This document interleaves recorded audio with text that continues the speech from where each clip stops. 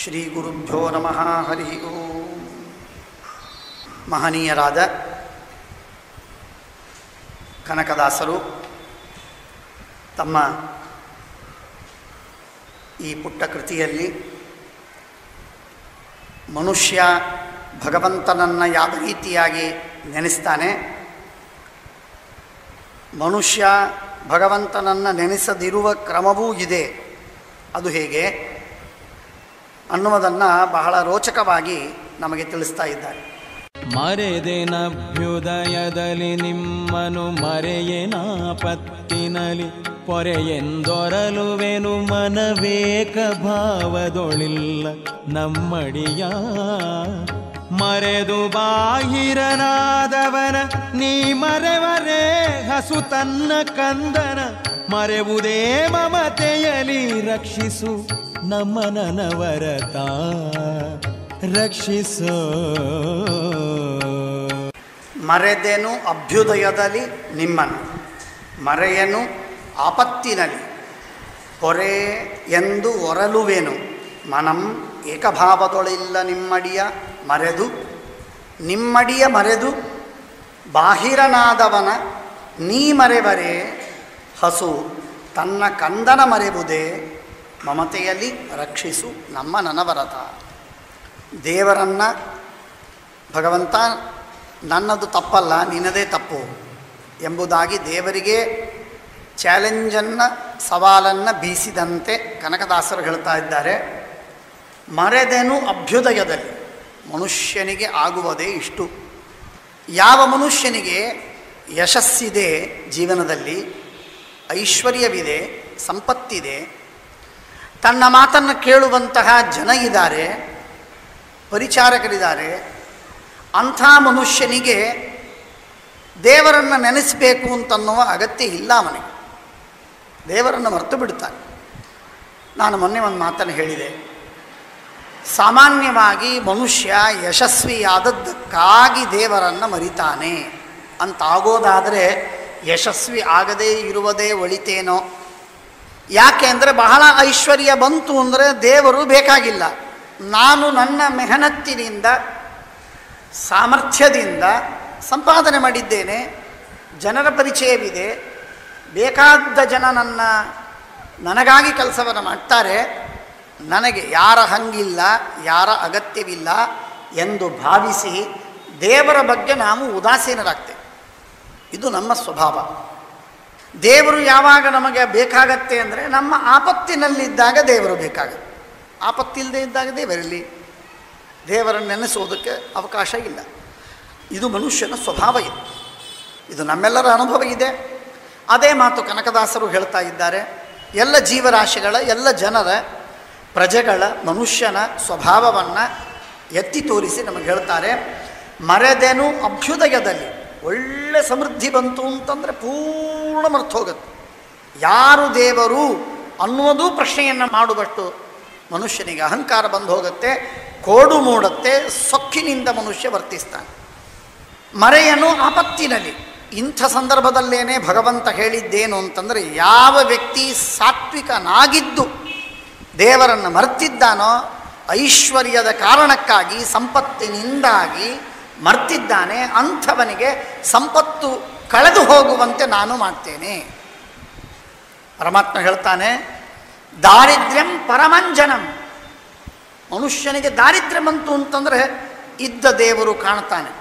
ಅಂಜನವನ್ನು ಕಣ್ಣಿಗೆ ಹಾಕಿಕೊಂಡಾಗ ಹೇಗೆ ಕಾಣುತ್ತೋ ಉಳಿದವರಿಗೆ ಕಾಣದಿದ್ದದ್ದು ಕಾಣುತ್ತೆ. ಹಾಗೆ ದಾರಿದ್ರ್ಯ ಎನ್ನುವುದೇನಿದೆಯಲ್ಲ, ಇದು ಉತ್ತಮವಾದ ಅಂಜನ. ಕಣ್ಣಿಗೆ ಹಾಕಿಕೊಂಡ್ಬಿಟ್ರೆ ಕಣ್ಣು ಕಾಣುವಂತೆ. ಇದು ದೇವರು, ದೇವರ ಅಸ್ತಿತ್ವ, ಭಗವಂತ, ಅವನ ಕರುಣೆ, ಅವನ ಮಹಿಮೆ, ಇದು ನಮಗೆ ಕಣ್ಣಿಗೆ ಕಾಣಿಸಬೇಕಾದರೆ ಅವಶ್ಯವಾಗಿ ದಾರಿದ್ರ್ಯವಿರಬೇಕು ಅಂತ ಹೇಳ್ತಾರೆ. ಯಸ್ಯಾನುಗ್ರಹಂ ಇಚ್ಛಾಮಿ ತಸ್ಯ ವಿತ್ತಂ ಹರಾಮ್ಯಹಂ. ಯಾರಿಗೆ ಸಂಪತ್ತಿನಿಂದ, ಯಾರಿಗೆ ಯಾವ ಕಾರಣಕ್ಕಾಗಿ ಏನೊಂದು ವಿಶಿಷ್ಟವಾದಂತಹ ಆನಂದ, ಹರ್ಷ, ಉದ್ರೇಕ ಆಗಿದೆ, ಅಂಥ ವ್ಯಕ್ತಿಗೆ ಆ ವಸ್ತುವನ್ನು ಅಪಹಾರ ಮಾಡಿಬಿಟ್ರೆ ಆಗ ಅವನಿಗೆ ಎಚ್ಚರ ಬರುತ್ತೆ, ನಾನು ದೇವರನ್ನು ಇಷ್ಟು ದಿನಗಳವರೆಗೆ ಮರ್ತು ಬಿಟ್ಟಿದ್ದೆ ನಾನಲ್ಲ ಮಾಡಿದವ, ದೇವರು ಮಾಡಿದವ ಅಂತನ್ನುವ ನೆನಪು ಆಗ ಅವನಿಗೆ ಬರಲಿಕ್ಕೆ ಅವಕಾಶವಿದೆ. ಹಾಗಾಗಿ ದೇವರು ಅವಶ್ಯವಾಗಿ ದಾರಿದ್ರ್ಯವನ್ನು ಕೊಡ್ತಾನೆ, ಅವಶ್ಯವಾಗಿ ದಾರಿದ್ರ್ಯವನ್ನು ಕೊಡ್ತಾನೆ. ಬಲಿಚಕ್ರವರ್ತಿಯಂತಹ ಬಲಿಚಕ್ರವರ್ತಿ ಎಂಥ ದೊಡ್ಡ ರಾಜ್ಯ ಇತ್ತವನಿಗೆ. ಸಮಗ್ರವಾದ ಅಸುರರ ಗುಂಪಿನ ಮೇಲೆ ದೊಡ್ಡ ರಾಜ ಅವನು. ಇಂಥ ಸಂಪತ್ತು, ಅಸುರರ ಸಂಪತ್ತು ಒಂದರ್ಥದಲ್ಲಿ ದೇವತೆಗಳಿಗಿಂತ ಹೆಚ್ಚು. ಇಷ್ಟು ವಿಶಾಲವಾದ ಸಂಪತ್ತನ್ನು ಪಡೆದಂತಹ ಆ ಬಲಿಚಕ್ರವರ್ತಿ ಅವನತ್ರ ಹೋಗಿ ದಾನವನ್ನು ಬೇಡಿ ದಾನವನ್ನು ಕೊಟ್ಟಾಗ ಅವನ ಸಂಪೂರ್ಣವಾದ ರಾಜ್ಯವನ್ನು ಸಂಪತ್ತನ್ನು ಕಸಿದುಕೊಂಡು ಅವನನ್ನು ಕೇವಲ ಪಪಟ್ಟಿನಂತೆ ಮಾಡಿ ಅವನನ್ನು ಪಾತಾಳಕ್ಕೆ ಕಳಿಸಿದ, ಅಲ್ಲಿ ಅಟ್ಟಿದ. ಇದನ್ನು ಮಾಡುವಂತಹ ಪ್ರಸಂಗ ಯಾಕೆ ಅಂತಂದರೆ ಯಸ್ಯಾನುಗ್ರಹಂ ಇಚ್ಛಾಮಿ ತಸ್ಯ ವಿತ್ತಂ ಹರಾಮ್ಯಹಂ. ದೇವರು ನಮ್ಮ ಐಶ್ವರ್ಯವನ್ನು ಕಸಿದುಕೊಳ್ತಾನೆ. ತಿಳುವಳಿಕೆ ಇದ್ದವರಿಗೆ ಇದೆಲ್ಲ ಅರ್ಥವಾಗಬಹುದು. ತಿಳುವಳಿಕೆ ಇಲ್ಲದ ಅಹಂಕಾರಿಗಳಿಗೆ ದೇವರು ಕಸಿದುಕೊಂಡದ್ದು ಕೇವಲ ಭಗವಂತ ನಮ್ಮ ಕುರಿತಾಗಿ ದ್ರೋಹವನ್ನು ಮಾಡಿದ ಎಂದೇ ಭಾವಿಸ್ತೇವೆ ಹೊರತು ಪರಮಾತ್ಮ ಅನುಗ್ರಹ ಮಾಡಿದ ಎಂಬುದಾಗಿ ತಿಳಿಯುವುದಿಲ್ಲ. ಬಹಳ ಇದಕ್ಕೆ ಮ್ಯಾಚುರಿಟಿ ಬೇಕಾಗತ್ತೆ, ಬಹಳ ಮ್ಯಾಚುರಿಟಿ ಬೇಕಾಗತ್ತೆ. ನಮ್ಮ ಆಪತ್ತುಗಳು ಕೇವಲ ದಾರಿದ್ರ್ಯವಲ್ಲ, ಮನೆಯಲ್ಲಿ ಅನೇಕ ವ್ಯಕ್ತಿಗಳ ವಿಯೋಗ, ಸಾವು, ಇನ್ನನೇಕ ವಿಧವಾದ ಕಷ್ಟ, ಮಾನ ಹೋಗತ್ತೆ, ಕಳ್ಳರಿಂದ ಪೀಡೆಯಾಗತ್ತೆ, ಏನೇನೋ ಅನರ್ಥಗಳಾಗತ್ತೆ, ಊಹೆ ಮಾಡಲಿಕ್ಕೂ ಸಾಧ್ಯವಿಲ್ಲದಷ್ಟು ಕಷ್ಟಗಳು ಬರುತ್ತೆ. ಅಂಥ ಹೊತ್ತಿಗೆ ನಮ್ಮ ಟೆಸ್ಟುಗಳಿವೆ. ಎಲ್ಲ ಸೌಖ್ಯ ಇರುವಾಗ ನಾವು ಭಗವಂತನನ್ನು ಆರಾಧನೆ ಮಾಡುವುದು ಏನೂ ಹೆಚ್ಚಲ್ಲ.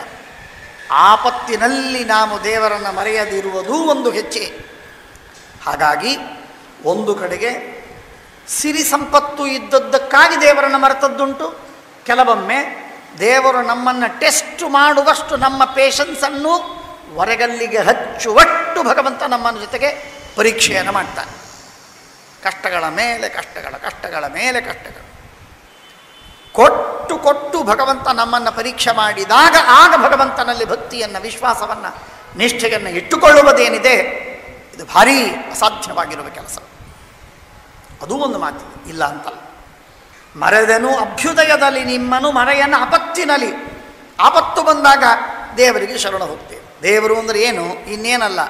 ದೇವರು ಅಂದ್ರೇನು? ನಮ್ಮ ಆಪತ್ತನ್ನು ಪರಿಹಾರ ಮಾಡತಕ್ಕಂಥ ಒಂದು ಮಷಿನರಿ. ಹಾಗಾಗಿ ಅವನಿಗೆ ದೇವರಿಗೆ ಶರಣು. ನಮ್ಮ ಆಪತ್ತು ಬಂದಿದೆ, ಕಷ್ಟ ಬಂದಿದೆ, ಇದನ್ನು ಪರಿಹಾರ ಮಾಡು. ನಿನ್ನ ಆಪತ್ತನ್ನು, ಕಷ್ಟಗಳನ್ನು ಪರಿಹಾರ ಮಾಡಲಿಕ್ಕೆ ದೇವರು ಕೂತಾನೇನು? ದೇವರಿಗೆ ಬೇರೆ ಕೆಲಸ ಇಲ್ಲೇ? ನೀನು ಎಂದಾದರೂ ದೇವರನ್ನು ನೆನೆಸಿದೆಯಾ? ಇಲ್ಲ. ನಾಟಕ ಮಾಡಿದೆ ಅಂದಮೇಲೆ ದೇವರು ಯಾಕೆ ನೀನು ರಕ್ಷಣೆ ಮಾಡುವ ಅಗತ್ಯ ಅವನಿಗೇನಗತ್ಯ? ಇಷ್ಟಾಗಿ ಯಾವ ಜನ್ಮದಲ್ಲಿ ಯಾವ ವಿಧವಾದ ಕಷ್ಟವನ್ನು ಜನರಿಗೆ ಕೊಟ್ಟಿದ್ದಿ ಗೊತ್ತಿಲ್ಲ. ಅವರು ಎಷ್ಟು ನಿನ್ನಿಂದ ಬಳಲಿದ್ದಾರೆ ಗೊತ್ತಿಲ್ಲ. ಅವರು ಎಷ್ಟು ನಿನಗೆ ಶಾಪ ಕೊಟ್ಟಿದ್ದಾರೆ ನಿನಗೆ ಗೊತ್ತಿಲ್ಲ. ಆ ಶಾಪವನ್ನು ಈಗ ಚುಕ್ತ ಮಾಡುವ ಕೆಲಸ ನಡೆದಿದೆ. ಆ ಎಲ್ಲ ಶಾಪವನ್ನು ನಿನಗೆ ಅದನ್ನು ಸಂಪೂರ್ಣವಾಗಿ ಶಾಪವನ್ನು ವಹಿಸಿಕೊಡುವ ಕೆಲಸವನ್ನು ಭಗವಂತ ಮಾಡ್ತಾ ಇದ್ದಾನೆ. ಈ ದುಃಖದಿಂದ ನಿನಗೆ ಪರಿಹಾರ ಇಲ್ಲ. ಯಾಕೆಂದರೆ ನೀನು ಹಿಂದೆ ಜನರಿಗೆ ಕಷ್ಟವನ್ನು ಕೊಟ್ಟು, ಕಷ್ಟವನ್ನು ಕೊಡುವಾಗ ಅವರು ಬೇಡ ಬೇಡ ಅಂತ ಅಂಗಲಾಚಿ ಬೇಡಿಕೊಂಡ್ರು, ಬೇಡ ಅಂತ ಪ್ರಾರ್ಥನೆ ಮಾಡಿದರೂ ನೀನು ಬಿಡದೆ ಅವರಿಗೆ ಪೀಡೆಯನ್ನು ಕೊಟ್ಟಿದ್ದಿ. ಆ ಪೀಡೆಯಿಂದಾಗಿ ಅವರು ಶಾಪ ಕೊಟ್ಟಿದ್ದಾರೆ. ಆ ಶಾಪದ ಪರಿಣಾಮವಾಗಿ ನೀನೀಗ ದುಃಖವನ್ನು ಅನುಭವಿಸಬೇಕು. ಹಾಗಾಗಿ ದೇವರಿಗೆ ನಾವು ಕೇಳಿಕೊಳ್ಳುವುದು, ಮರೆದೆನು ಅಭ್ಯುದಯದಲ್ಲಿ ನಿಮ್ಮನು ಮರೆಯನ ಆಪತ್ತಿನಲ್ಲಿ ಹೊರೆಯೆಂದು ಹೊರೆಯುವನು. ಭಗವಂತ ನಮ್ಮನ್ನು ರಕ್ಷಣೆ ಮಾಡು, ಭಗವಂತ ನಮ್ಮನ್ನು ರಕ್ಷಣೆ ಮಾಡು ಎಂಬುದಾಗಿ ನಾವು ಭಗವಂತನಿಗೆ ಕಷ್ಟದಲ್ಲಿ, ಆಪತ್ತಿನಲ್ಲಿ ಪರಮಾತ್ಮನನ್ನು ಬೇಡಿಕೊಳ್ತೇವೆ. ಮನಂ ಏಕಭಾವದೊಳಿಲ್ಲ, ನನ್ನ ಮನಸ್ಸು ಒಂದೇ ರೀತಿಯಾಗಿ ಇಲ್ಲ. ಇದು ಬಹಳ ದೊಡ್ಡ ಸಮಸ್ಯೆ ಇದೆ, ಎಲ್ಲರಿಗೂ ಸಮಸ್ಯೆ ಇದೆ. ದಿನವೂ ಒಂದೇ ದಿನದಲ್ಲೂ ಏಕಪ್ರಕಾರವಾಗಿ ನಾವು ಭಕ್ತಿಯನ್ನು ಮಾಡಲು ಆಗುವುದಿಲ್ಲ ಅನ್ನುವುದರಿಂದ ಆರಂಭ ಮಾಡಿಕೊಂಡು ಸಮಸ್ಯೆ. ಪ್ರವಚನ ಕೇಳುವಾಗಲೇ ಹಂತ ಹಂತವಾಗಿ ಭಕ್ತಿ ಹೆಚ್ಚಾಗತ್ತೆ, ಕಡಿಮೆ ಆಗತ್ತೆ. ಪೂಜೆ ಮಾಡುವಾಗಲೇ ಭಕ್ತಿ ಹೆಚ್ಚಾಗತ್ತೆ, ಕಡಿಮೆ ಆಗತ್ತೆ. ಜಪತಪಾದಿಗಳನ್ನು ಮಾಡುವಾಗ ಕೇಳುವಾಗಲೂ ಭಕ್ತಿ ಹೆಚ್ಚಾಗತ್ತೆ, ಕಡಿಮೆ ಆಗತ್ತೆ. ಬಹಳಷ್ಟು ಡೋಸುಗಳು ಬಿದ್ದಿತ್ತು. ಬೇಕಾದಷ್ಟು ಪುರಾಣ, ಶಾಸ್ತ್ರ, ಪ್ರವಚನ, ಉಪದೇಶ ಎಲ್ಲ ಮಾತುಗಳನ್ನು ಕೇಳಿದ್ದಾಗಿದ್ದರೆ ದೇವರ ಧ್ಯಾನ, ಜಪ, ತಪ ಮುಂತಾದಗಳನ್ನು ಮಾಡ್ತಾ ಇರುವ ಸಂದರ್ಭದಲ್ಲಿ ಒಳ್ಳೆ ಜಾಗರೂಕನಾಗ್ತಾನೆ. ಇಲ್ಲ ಅಂದರೆ ಎಲ್ಲ ಫುಸ್ಸಾಗಿರುತ್ತೆ, ಏನಿರುವುದಿಲ್ಲ. ಹೀಗೆ ಮನುಷ್ಯನ ಸ್ವಭಾವ ಏನಿದೆಯಲ್ಲ, ಇದು ಬಹಳ ವಿಚಿತ್ರವಾಗಿರುವ ಸ್ವಭಾವ. ಕ್ಷಣಕಾಲದಲ್ಲೇ ಬದಲಾಗತ್ತೆ, ಕ್ಷಣದಲ್ಲಿ ಬದಲಾಗಿಬಿಡ್ತದೆ. ಯಾಕಾಗತ್ತೆ? ಆಗತ್ತೆ. ಏನೋ ಕೂತಿರ್ತಾನೆ ಉಪನ್ಯಾಸಕ್ಕೆ ಕೂತಾಗ ಒಂದೇ ಸಲಕ್ಕೆ ಯಾವುದೋ ನೆನಪಾಯಿತು. ನೆನಪಾದ ತಕ್ಷಣಕ್ಕೆ ಕಣ್ಣಿನೊಳಗೆ ಗೊತ್ತಾಗತ್ತೆ ಅವನು ಈಚೆ ಗಮನ ಕೊಟ್ಟಿಲ್ಲ, ಏನನ್ನೋ ವಿಚಾರ ಮಾಡ್ತಾ ಇದ್ದಾನೆ ಅಂತ ಅನ್ನೋದು ಕಣ್ಣಿನಲ್ಲಿ ಗೊತ್ತಾಗತ್ತೆ. ಹೇಳುವವರಿಗೆ ಅನುಭವ ಇದೆ ಅದು. ಹಾಗಾಗಿ ಇಷ್ಟರ ಮಟ್ಟಿಗೆ ಸೆನ್ಸಿಟಿವ್ ಆದಂತಹ ನಮ್ಮ ಮನಸ್ಸೇನಿದೆಯಲ್ಲ, ಅದು ಮನಂ ಏಕಭಾವದೊಳಿಲ್ಲ, ಬಹಳ ಕಷ್ಟ. ಇದರ ನಿಗ್ರಹ ನಮ್ಮಲ್ಲಿ ಪಡೆಯುವುದು ಬಹಳ ದೊಡ್ಡ ಆಸ್ತಿ, ಅದು ಬಹಳ ದೊಡ್ಡ ಆಸ್ತಿ. ನಮ್ಮ ಮನಸ್ಸು ಏಕಕಾಲಕ್ಕೆ ಒಂದು ಸಲಕ್ಕೆ ದೇವರನ್ನ ಸ್ಮರಣೆ ಮಾಡಿದ ತಕ್ಷಣಕ್ಕೆ ಭಗವಂತನ ಎಲ್ಲ ಮಹಿಮೆಗಳು ಉಪಕಾರಗಳನ್ನು ನೆನೆಸಿ ಏಕಚಿತ್ತ ಏಕ ಪ್ರವಾಹವಾಗಿ ದೇವರಲ್ಲಿ ಹರಿಯುವುದು ಸಾಧ್ಯವಾದರೆ ಅದಕ್ಕಿಂತ ಹೆಚ್ಚಿನ ಆಸ್ತಿ ಇನ್ನೊಂದೇನಿದೆ? ಏನಿಲ್ಲ. ಸರ್ವೇ ಮನೋನಿಗ್ರಹ ಲಕ್ಷಣಾಂತಹ ಭಾಗವತ ಹೇಳುತ್ತದೆ. ಮನೋನಿಗ್ರಹ ಎನ್ನುವುದೇನಿದೆಯಲ್ಲ, ಇದೇ ಕೊನೆ ಚರಮವಾದ. ಅದರ ಮೇಲೆ ಭಕ್ತಿಯಷ್ಟೇ, ಜ್ಞಾನವಷ್ಟೇ, ಅದರ ಮೇಲೆ ಇನ್ನೇನಿಲ್ಲ. ಅದೇ ಕೊನೆ ಸಾಧನ, ಅದು ಅಂಥ ದೊಡ್ಡ ಸಾಧನೆ ಅದು. ಹಾಗಾಗಿ ಮನಂ ಏಕಭಾವದೊಳಿಲ್ಲ. ನಿಮ್ಮಡಿಯ ಮರೆದು, ನಿಮ್ಮ ಪಾದಗಳನ್ನು ನಾನು ಮರೆತು, ನಮ್ಮಡಿಯ ಅಂತ ಕೆಲವು ಕಡೆಗೆ ಇದೆ, ತಪ್ಪದು. ನಿಮ್ಮ ಅಡಿಯ, ನಿಮ್ಮ ಪಾದಗಳೇನಿವೆಯಲ್ಲ ಅವುಗಳನ್ನು ಮರೆತು ಬಾಹಿರನಾದವನ, ಬಾಹಿರನಾಗಿದ್ದೇನೆ ನಾನು. ನಿನ್ನ ಪಾದಗಳನ್ನು ನಾನು ಮರೆಯುವುದು ಯಾವಾಗ ನನಗೆ ಸಾಧ್ಯವಾಯಿತಲ್ಲ, ಆಗ ನಿನ್ನ ಭಕ್ತರ ಗುಂಪಿನಿಂದ ನಾನು ಹೊರಗಾಗಿಬಿಟ್ಟೆ. ನಿನ್ನ ಭಕ್ತರ ಗುಂಪಿನಿಂದ ನಾನು ಹೊರಗಾಗಿಬಿಟ್ಟೆ. ನೀನು ಮಾಡಲಿಲ್ಲ, ನಾನು ಆಗಿಬಿಟ್ಟೆ. ನಿನ್ನನ್ನು ನೆನೆಸುವವರಿಗೆ ನಿನ್ನ ಭಕ್ತರ ಗುಂಪಿನೊಳಗಿದ್ದೆ. ಯಾವಾಗ ನಿನ್ನನ್ನು ನೆನೆಸೋದನ್ನು ಬಿಟ್ಟೆ, ಆಗ ನಿನ್ನಿಂದ ಬಾಹಿರನಾದೆ, ಆ ಗುಂಪಿನಿಂದ ಹೊರಗಾದೆ. ಬಾಹಿರನಾದವನ ನೀ ಮರೆವರೇ. ನೀನು ಮರಿಬಹುದಾ? ನೀನು ಮರಿಬೇಡ. ನನಗೆ ಕೆಲಸ ಇದೆ ನೋಡು. ಬೆಳಿಗ್ಗೆ ನಾನು 5:45 ಹೇಳ್ತೇನೆ. ತಕ್ಷಣಕ್ಕೆ ನಾನು ಸ್ನಾನ ಸಂಧ್ಯಾವಂದನವನ್ನು ಸಂಕ್ಷೇಪದಲ್ಲಿ ಮುಗಿಸ್ಕೊಂಡು ನಾನು ಕೆಲಸಕ್ಕೆ ಹೋಗಬೇಕು. ಕೆಲಸಕ್ಕೆ ಹೋಗಿ ನಾನು ಸಾಯಂಕಾಲ ಬರೋದು ಯಾವಾಗ ಅಂತ ಗೊತ್ತಿಲ್ಲ, ಅಷ್ಟು ತಡವಾಗ್ತದೆ. ಕೆಲಸದಲ್ಲಿ ವಿಪರೀತ ಕೆಲಸ ಇರ್ತದೆ, ಜವಾಬ್ದಾರಿ. ಹಾಗಾಗಿ ಬೆಳಗಿನಿಂದ ಸಾಯಂಕಾಲದವರೆಗೆ ದುಡಿತಾ ಆದ ಮೇಲೆ ನಿನ್ನನ್ನು ಸ್ಮರಣೆ ಮಾಡಲಿಕ್ಕೆ ನನಗೆಲ್ಲ ಅವಕಾಶ ಇದೆ. ನನಗೆ ಕೆಲಸ ಇದೆ, ನಿನಗೇನು ಕೆಲಸ ಇಲ್ಲ. ನಿನಗೆ ಬೇರೆ ಏನು ಕೆಲಸ ಇಲ್ಲ. ನಮ್ಮ ಮೇಲೆ ಅನುಗ್ರಹ ಮಾಡುವುದೇ ನಿನ್ನ ಕೆಲಸ. ಹಾಗಾಗಿ ನೀನು ನಮ್ಮನ್ನು ಸ್ಮರಣೆ ಮಾಡು, ನಾವು ನಿಮ್ಮನ್ನು ಮರಿತೇವೆ. Don't mistake me. ನಿಮ್ಮಡಿಯ ಮರೆದು ಬಾಹಿರನಾದವನ ನೀ ಮರೆವರೆ. ನೀ ಮರಿತೀಯ? ಮರಿಲಿಕ್ಕೆ ಸಾಧ್ಯವಿಲ್ಲ, ಮರಿಬಾರದು. ಒಂದು ಮಾತನ್ನು ಹೇಳ್ತಾರೆ, ಎದೆ ಕಂಪಿಸಿ ಹೋಗುತ್ತೆ. ಹಸು ತನ್ನ ಕಂದನ ಮರಿವುದೇ. ಕಂದ ಕೂಸು ತಾಯಿಯನ್ನು ಬಿಟ್ಟು ಓಡಾಡ್ತಿರ್ತದೆ, ಜಿಗಿತದೆ, ಓಡಾಡುತ್ತೆ, ಎಲ್ಲೆಲ್ಲೋ ಹೋಗುತ್ತೆ, ಏನೇನೋ ಮಾಡ್ತದೆ. ತಾಯಿಗೆ ಒಂದು ಕ್ಲಾಕ್ ಸೆಟ್ ಆಗಿದೆ, ತಲೆಯಲ್ಲಿ ಒಂದು ಕ್ಲಾಕ್ ಸೆಟ್ ಆಗಿದೆ. ಅದಕ್ಕೆ ಗೊತ್ತು ತಾಯಿಗೆ 2 ಗಂಟೆ ಆದಮೇಲೆ ನನ್ನ ಮಗುವಿಗೆ ಹಸುವಾಗತ್ತೆ, ಕುಡಿಸ್ಬೇಕು ನಾನು ಹಾಲು ಅಂತ ಹೇಳಿ ಹಂಬಾ ಹಂಬಾ ಅಂತ ರವ ಶಬ್ದವನ್ನು ಮಾಡ್ತಾ, ಹಂಬಾರವ ಅಂತ ಸಂಸ್ಕೃತದಲ್ಲಿ ಅದಕ್ಕೆ ಹೆಸರು. ಆ ಶಬ್ದವನ್ನು ಮಾಡ್ತಾ ಮಾಡ್ತಾ ಈ ಧ್ವನಿಯನ್ನು ಗುರ್ತು ಹಿಡಿಯುವುದಕ್ಕೆ ಕೇವಲ ಆ ಕರುವಿಗೆ ಮಾತ್ರ ಸಾಧ್ಯ, ಇನ್ನೊಬ್ಬರಿಗೆ ಗೊತ್ತಾಗೋದಿಲ್ಲ. ಇನ್ನು 10 ಕರುಗಳಿರಲಿ, ಅವು ಬರುವುದಿಲ್ಲ. ಈ ತಾಯಿಯ ಯಾವ ಕರುವೋ ಆ ಕರುವೇ ತನ್ನ ತಾಯಿಯ ಹತ್ತಿರ ಹೋಗಿ ಮೊಲೆಗೆ ಬಾಯಿ ಹಚ್ಚಿ ಹಾಲು ಕುಡಿದಾಗ ತಾಯಿಗೆ ತೃಪ್ತಿ, ಕೂಸಿಗೆ ತೃಪ್ತಿ, ಕರುವಿಗೆ ತೃಪ್ತಿ. ಹಾಗಾಗಿ ಹಸು ತನ್ನ ಕಂದನ ಮರಿವುದೇ. ಇದು ಭಗವಂತನಿಗೆ ದೊಡ್ಡದಾದ ಚಾಲೆಂಜ್. ನೀನು ನಮ್ಮನ್ನು ಮರ್ತಿದ್ದಿ ಅಂದರೆ ನೀನು ಹಸುವಲ್ಲ, ನಾವು ನಿಮ್ಮ ಕರುವಲ್ಲ. ಆರ್ ನೀನು ನಮ್ಮನ್ನು ಮರಿಬೇಡ. 2ರ ಪೈಕಿ 1. ನೀನು ನಮ್ಮ ಹಸು, ನಾವು ನಿಮ್ಮ ಕರು ಎಂದಾಗೋದು ಸತ್ಯವಾಗಬೇಕು.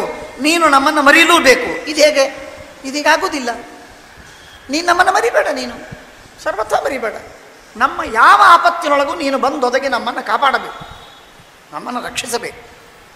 ನಾನು ಭಾಳ ಬ್ಯುಸಿ ಇದ್ದೀನಿ, ನೀನು ಖಾಲಿ ಇದ್ದಿ, ಕೆಲಸ ಇಲ್ಲ, ರಿಕಾಮಿ ಮನುಷ್ಯನಿ.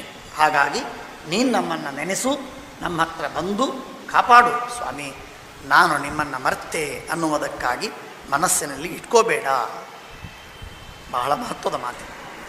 ಭಗವಂತ ಈ ವಿಧವಾದಂತಹ ದೇವರಿಗೆ ನೀನು ಹಸು ನಾವು ಕರು ಎಂದಾಗ, ಆ ಕರು ಎಂದಾಗ ಏನೊಂದು ಅನಾಥತ್ವ ಇದೆ, ನಮಗಿನ್ನೇನು ರಕ್ಷಕರಿಲ್ಲ, ಮತ್ತೊಬ್ಬರು ಯಾರೂ ರಕ್ಷಣೆ ಇಲ್ಲ ಅನ್ನುವ ತಿಳುವಳಿಕೆ ಏನಿದೆ, ಆ ತಿಳುವಳಿಕೆ ಯಾವಾಗ ಜಾಗೃತವಾಗುತ್ತೆ, ಆ ತಿಳುವಳಿಕೆ ಭಗವಂತನನ್ನು ನಮ್ಮ ಹತ್ತಿರ ಕರೆದುಕೊಂಡು ಬಂದು ನಮ್ಮನ್ನು ಕಾಪಾಡುವ ಕೆಲಸವನ್ನು ಮಾಡ್ತದೆ. ನಾವು ಸೊಕ್ಕಿನಲ್ಲಿರುವವರೆಗೆ ದೇವರು ನಮ್ಮಿಂದ ದೂರವಾಗಿರ್ತಾನೆ. ನಾವು ದೇವರನ್ನು ನೆನೆದಂತೆ, ನೆನೆಯದಿದ್ದರೂ ನಾವು ಅನಾಥರು ಎಂಬುದಾಗಿ ತಿಳಿದಂತೆ ಭಗವಂತ ನಮ್ಮ ಹತ್ತಿರ ಬಂದು ಪರಮಾತ್ಮ ನಮ್ಮನ್ನು ಕಾಪಾಡ್ತಾನೆ. ಪರಮಾತ್ಮನ ಕರುಣೆ. ಇಷ್ಟು ದಿನ ನಮ್ಮನ್ನು ಕಾಪಾಡಿದ್ದು ನಾವು ದೇವರನ್ನು ನೆನೆದದ್ದಕ್ಕಾಗಿ ಅಲ್ಲ, ದೇವರನ್ನು ನಾವು ಮರೆತರೂ ದೇವರು ನಮ್ಮನ್ನು ಕಾಪಾಡಿದ್ದಾನೆ. ಇದು ಸತ್ಯ, ಇದು ಸುಳ್ಳಲ್ಲ. ಇಷ್ಟು ದಿನಗಳವರೆಗೆ ಹೊಟ್ಟೆಗೆ ಹಾಕುವ ಕೆಲಸ ಮಾತ್ರವಲ್ಲ, ಎಲ್ಲವನ್ನೂ ಮಾಡಿ ನಮ್ಮನ್ನು ಕಾಪಾಡಿದ್ದಾನೆ ಭಗವಂತ. ಇದು ಸತ್ಯ. ಆ ಕಾಪಾಡುವುದಕ್ಕೆ ಮೂಲ ಕಾರಣವಾಗಿರುವಂಥದ್ದು ಭಗವಂತನ ಕರುಣೆ. ಆ ಅಪಾರವಾದಂತಹ ಕರುಣೆಯ ಫಲವಾಗಿ ನಾವು ಇವತ್ತು ಎಷ್ಟೇ ಸುಖವಾಗಿದ್ದೇವೆ, ಅದು ಕೇವಲ ಭಗವಂತನ ಕರುಣೆಯ ಫಲ. ಅದಕ್ಕಾಗಿ ಹೇಳ್ತಾರೆ, ಹಸು ತನ್ನ ಕಂದನ ಮರೆಯುವುದೇ ಮಮತೆಯಲ್ಲಿ ರಕ್ಷಿಸು ನಮ್ಮ ನನವರತ. ಮಮತೆಯಿಂದ ನಮ್ಮನ್ನು ಕಾಪಾಡು ಸ್ವಾಮಿ ಪರಮಾತ್ಮ, ನೀನು ನಮ್ಮನ್ನು ರಕ್ಷಣೆ ಮಾಡು ಎಂಬುದಾಗಿ ದೇವರನ್ನು ಬೇಡಿಕೊಳ್ಳಬೇಕು. ಅರ್ಥಾತ್ ಭಗವಂತನಿಗೆ ಪ್ರಾರ್ಥನೆ ಮಾಡಬೇಕು ಎಂದಾಗ ಇಲ್ಲಿ ಎರಡು ಮಾತುಗಳು. ರಕ್ಷಿಸು ಎಂದಾಗ ಎರಡು ಪ್ರಾರ್ಥನೆಗಳಿವೆ. ನಮ್ಮನ್ನು ಕಾಪಾಡು, ನಾವು ಮರೆತರೂ ಕಾಪಾಡು, ಹೊಟ್ಟೆಗೆ ಕೊಡು, ಬಟ್ಟೆಗೆ ಕೊಡು, ಮತ್ತೆಲ್ಲ ಸೌಖ್ಯವನ್ನು ಕೊಟ್ಟು ನಮ್ಮನ್ನು ಕಾಪಾಡು. ಎಲ್ಲವನ್ನು ಕೊಟ್ಟು ಕಾಪಾಡು ಒಂದು, ಅಲ್ಲದೆ ನಾವು ಮರೆಯದಂತೆ ನಮ್ಮನ್ನು ಕಾಪಾಡು. ನಿನ್ನನ್ನು ಮರೆಯದಂತೆ ನಮ್ಮನ್ನು ಕಾಪಾಡು, ಎಂದೂ ಮರೆಯಬಾರದು. ಆ ರೀತಿ ನಿನ್ನನ್ನು ನೆನೆಸುತ್ತಾ ಇರುವಂತೆ ನಮ್ಮನ್ನು ರಕ್ಷಿಸು ಎಂಬುದಾಗಿ ಭಗವಂತನನ್ನು ಪ್ರಾರ್ಥನೆ ಮಾಡ್ತಾ ಇದ್ದಾರೆ. ಧಾರುಣಿಗೆ ವರ ಚಕ್ರವರ್ತಿಗಳಾರು ಮಂದಿ ನೃಪಾಲಕರು 16 ಮಂದಿಯು ಧರಣಿಯನು ತಾವಾಳ್ದ ನೃಪರೆನಿತೋ. ವೀರರನು ಮೆಚ್ಚಿದಳೆ ಧರಣಿ ನಾರಿ ಬಹುಮೋಹದೊಳು ನಿನ್ನನು ಸೇರಿ ಓಲೈಸುವಳು. ರಕ್ಷಿಸು ನಮ್ಮ ನನವರತ, ರಕ್ಷಿಸು ನಮ್ಮ ನನವರತ. ಧಾರಿಣಿಗೆ ವರ ಚಕ್ರವರ್ತಿಗಳು 6 ಮಂದಿ. 6 ಮಂದಿ ಚಕ್ರವರ್ತಿಗಳಿದ್ದಾರೆ. ಪುರಾಣ ವಾಂಗ್ಮಯದಲ್ಲಿ ಅನೇಕ ವಿಧವಾದ ಚಕ್ರವರ್ತಿಗಳನ್ನು ಹೇಳಿದ್ದರೂ ಕೂಡ 6 ಎನ್ನುವುದಕ್ಕೆ ಒಂದು ವಿಶಿಷ್ಟವಾದ ಗಣನೆಯನ್ನು ಮಾಡುವುದಕ್ಕೆ ನಿಮಿತ್ತವಿದೆ. ಅದನ್ನು ಹೇಳ್ತಾರೆ. ಕಾರ್ತವೀರ್ಯಾರ್ಜುನ, ಸಗರ, ಪುರುಕುತ್ಸ, ಪುರೂರವ, ನಳ, ಹರಿಶ್ಚಂದ್ರ ಎಂಬಂತಹ 6 ಜನ ಚಕ್ರವರ್ತಿಗಳಿದ್ದಾರೆ. ಅವರು ಕಾರ್ತವೀರ್ಯಾರ್ಜುನನ ಮಹಿಮೆಯನ್ನು ಮಹಾಭಾರತದಲ್ಲಿ ಹೇಳುತ್ತದೆ. ಕಾರ್ತವೀರ್ಯಾರ್ಜುನನ ಮಹಿಮೆ, ಅವನ ಭೂಮಿಯನ್ನು ಆಳುವ ಕ್ರಮ ಹೇಗೆ ಅಂದರೆ, ಕೇವಲ ಮಾನವರ ಮೇಲೆ ಅವನ ಅಧಿಕಾರವಲ್ಲ, ಕ್ರಿಮಿಕೀಟಗಳ ಮೇಲೆ, ಗಿಡ ಮರಗಳ ಮೇಲೆ ಅವನ ಅಧಿಕಾರವಿತ್ತು. ಅಷ್ಟರ ಮಟ್ಟಿಗೆ ಅವನ ಆಳ್ವಿಕೆ ಇತ್ತು ಅಂತನ್ನುವುದಾಗಿ ಮಹಾಭಾರತ ತುಂಬ ವಿಸ್ತಾರವಾಗಿ ಸುಂದರವಾಗಿ ಹೇಳ್ತದೆ. ಇದು ನಮ್ಮ ಊಹೆಗೂ ಬರದ ಮಾತಿದು. ಕ್ರಿಮಿಕೀಟಗಳ ಮೇಲೆ ಅವನ ಆಳ್ವಿಕೆ ಅಂದರೆ ಏನರ್ಥ ಅನ್ನೋದು ಅದು ಬಹಳ ವಿಚಿತ್ರವಾದ, ಅಂಥ ಅದ್ಭುತವಾದ ಆಳ್ವಿಕೆ ಇತ್ತು ಅನ್ನುವುದಾಗಿ ಶಾಸ್ತ್ರ ನಮಗೆ, ಮಹಾಭಾರತ ನಮಗೆ ತಿಳಿಸ್ತದೆ. ಕಾರ್ತವೀರ್ಯಾರ್ಜುನನ ಈ ಕಾರ್ಯ, ಇಂಥ ಅದ್ಭುತವಾದಂತಹ ಆಳುವ ಜನರಿದು. ಆಯ್ತೆ ಒಂದು. ಇನ್ನು 16 ಮಂದಿಯು ಧರಣಿಯನ್ನು ಮುನ್ನಾಳದ ನೃಪರಿನಿತು. ನೃಪರು ರಾಜರು, ಚಕ್ರವರ್ತಿಗಳಲ್ಲ, ರಾಜರು. ಆ ರಾಜರು 16 ಮಂದಿ ಇದ್ದರು ಅಂತ ಹೇಳ್ತಾರೆ. ಮರುತ್ತ, ಸುಹೋತ್ರ, ಅಂಗ, ಶಿಬಿ, ರಾಮ, ಭಗೀರಥ, ದಿಲೀಪ, ಮಾಂಧಾತ, ಯಯಾತಿ, ಪರಶುರಾಮ, ಪೃಥು, ಭರತ, ರಂತಿ, ಗಯ, ಶಶಬಿಂದು, ಅಂಬರೀಷ ಎನ್ನುವ 16 ಜನ ನೃಪಾಲಕರು, ರಾಜರಿದ್ದರು. ಈ 16 ಜನ ರಾಜರು ಹಾಗೂ 6 ಜನ ಚಕ್ರವರ್ತಿಗಳು ಏನಿದ್ರೋ ಇವರಿಷ್ಟೆಲ್ಲ ರಾಜರು ಆಳಿದರು, ಬೇಕಾದಷ್ಟು ಆಳಿದ್ದಾರೆ. ಇದು ಭೂಮಿ ನನ್ನದು, ಈ ಭೂಮಿ ನನ್ನದು ಎಂಬುದಾಗಿ ಎಲ್ಲರೂ ತಮ್ಮ ಅಧಿಕಾರವನ್ನು ಸಾಧಿಸಿದವರೇ. ರಾಜ್ಯದ ಮೇಲೆ, ಭೂಮಿಯ ಮೇಲೆ, ನೆಲದ ಮೇಲೆ, ಮಣ್ಣಿನ ಮೇಲೆ. ಆದರೆ ಅವರು ಯಾರೂ ಉಳಿಲಿಲ್ಲ, ಎಲ್ಲರೂ ಸತ್ತೋದು. ನಾನಾ ಅನ್ನುವ ರಾಜರೆಲ್ಲ ಇದ್ದರೂ ಸತ್ತೋದು. 60 ಲಕ್ಷ ಜನರನ್ನು ಕೊಂದು ಹಾಕಿದಂತಹ ಆಧುನಿಕ ಚಕ್ರವರ್ತಿ ಸಾಮ್ರಾಟ್ ಆಗಿ ಹೋದ ಮಹಾಶಯ ಹಿಟ್ಲರ್ ಮಣ್ಣು ಮುಕ್ಕಿ ಸತ್ತೋದು. ಇನ್ನೇನಾಗಲಿಲ್ಲ.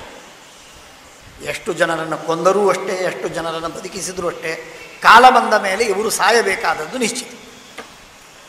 ಯಾವ ಭೂಮಿಯ ಮೇಲೆ ಎಷ್ಟು ಅಧಿಕಾರವನ್ನು ನಡೆಸಿದರೂ ಅಷ್ಟೇ.